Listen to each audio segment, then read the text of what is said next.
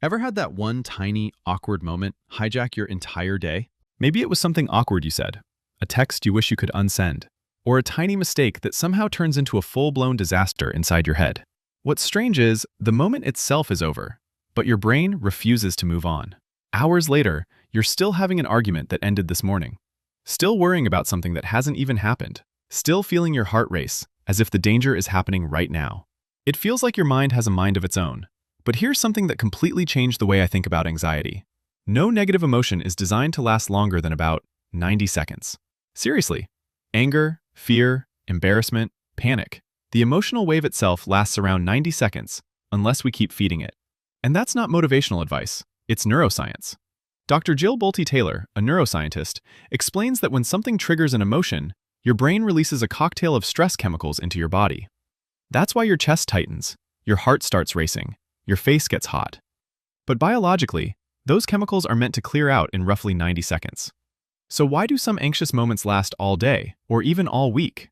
Because after the first wave passes, our thoughts create another one. The brain starts replaying the conversation, imagining worst-case scenarios, inventing problems that don't even exist yet.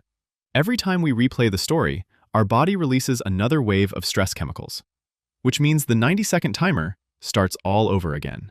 The emotion isn't trapping us anymore. Our thinking is. And here's the frustrating part. You can't simply force yourself to stop thinking.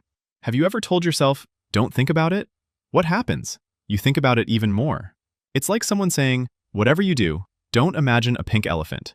Too late. It's already there. So instead of fighting the thought, we change where our attention goes. Here's a simple exercise I like to call the 5-3-1 Attentional Pivot. First, the 5. Look around and name 5 things you can see. A lamp, a chair, a window, your shoes, anything. This forces your brain to process what's actually in front of you, instead of what's happening inside your head. Next, the 3. Move. Walk a few steps, stand outside, go to another room.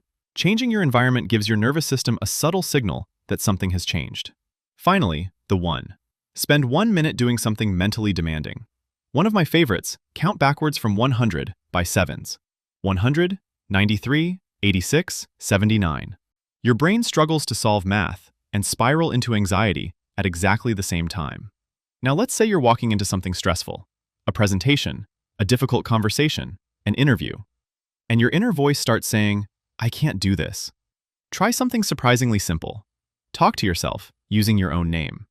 Researchers found that switching from, I'm freaking out, to, Peter is nervous right now, but Peter has handled difficult situations before, creates psychological distance.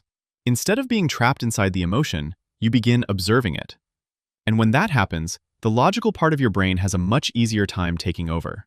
Another reason anxiety feels so powerful is because we think everyone is watching us. Every mistake, every awkward sentence, every tiny embarrassment. Psychologists call this the spotlight effect. In one famous study, students wore embarrassing t-shirts into a room. They were convinced everyone noticed. Almost nobody did, because everyone else was too busy worrying about themselves. Most people aren't analyzing your mistakes, they're replaying their own. Here's the analogy I always come back to. Imagine your anxious brain as a toddler who just found a stash of birthday candy, wired, spinning in circles, incapable of logic. You don't yell at the toddler. You calmly step in, take the candy, and say, okay, that's enough for now. Your anxious thoughts deserve the same response. Not more panic, just patience. Because here's the truth. You are not your thoughts. You're the one noticing them. Thoughts come, thoughts go. Feelings rise, feelings fall. But the awareness underneath them stays. So here's something to try this week. The next time anxiety, anger, or self-doubt hits, don't immediately react. Notice it. Feel it. Breathe. Let the 90-second wave pass without feeding it another story. You might be surprised how much of the storm disappears on its own. If this helped you see your mind a little differently, let me know in the comments which technique you're going to try first. And if you enjoy learning how your brain actually works, consider subscribing. I'll see you in the next one.